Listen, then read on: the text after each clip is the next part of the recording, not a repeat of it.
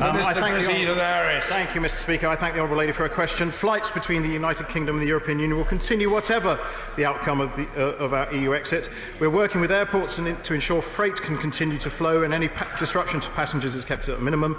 Aviation security in the UK will remain amongst the best in the world, and passengers will not notice any change to airport security screening at UK airports as a result of EU exit. Dr. Philippa Whitford.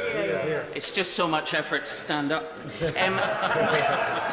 Maintenance, repair and overhaul of aircraft is a major and growing industry at Prestwick Airport in my constituency.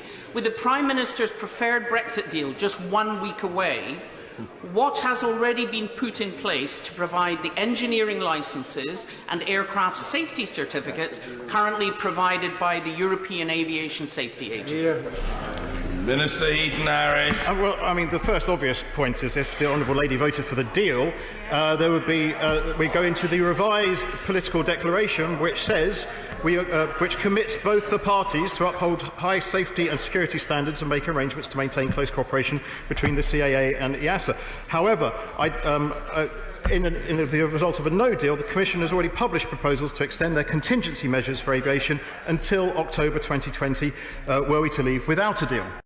Mr. Speaker, constituents across Gloucestershire will be delighted with the additional 5,000 seats a day rail capacity between Gloucester and Paddington. Would the Minister say when we might also expect additional capacity on the important and very popular Gloucester to Bristol line, which would also be welcomed by the West of England Metro Mayor, the member for Thornbury and Yate, and our excellent candidate in Stroud, Siobhan Bailey? My honourable friend has been campaigning on this issue, I think, possibly since the day he was born, I don't know, but certainly is in my ear on this all the time, Mr. Speaker. Increasing frequency on GWR local trains is the best way to provide additional frequency and seats on this route, and likely to be provided as an extension of Metro West additional services, Bristol to Yate, with the department funding Yate to Gloucester.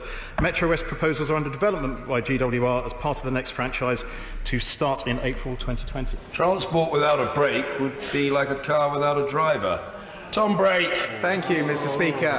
In relation to Operation Yellowhammer, can I ask the Secretary of State what role the 300 troops and 180 police officers who are going to be put on standby will play in relation to policing the transport network in and around the port of Portsmouth, and how many other troops and police may be deployed at other ports?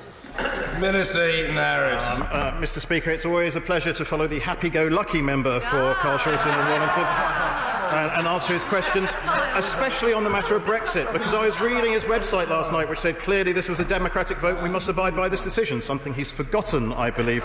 My department is operationalising the Operation Yellowhammer, and I'll happily write to him with the details he requires.